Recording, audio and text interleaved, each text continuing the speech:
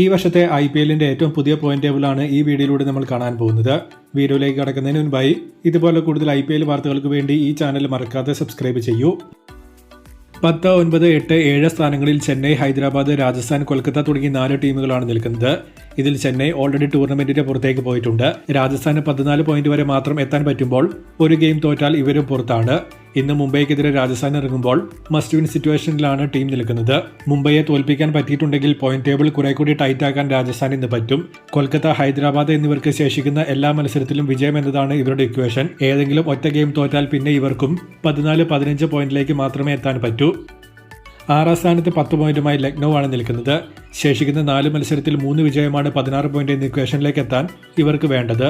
Run റേറ്റും പോസിറ്റീവിലേക്ക് എത്തിക്കേണ്ടതുണ്ട്.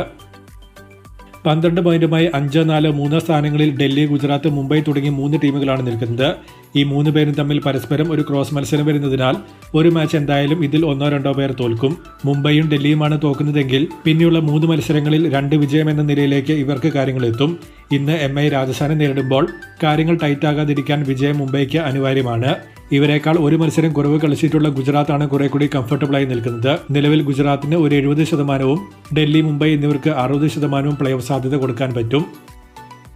2ാം സ്ഥാനത്ത് 13 പോയിന്റുമായി പഞ്ചാബാണ് നിൽക്കുന്നത്.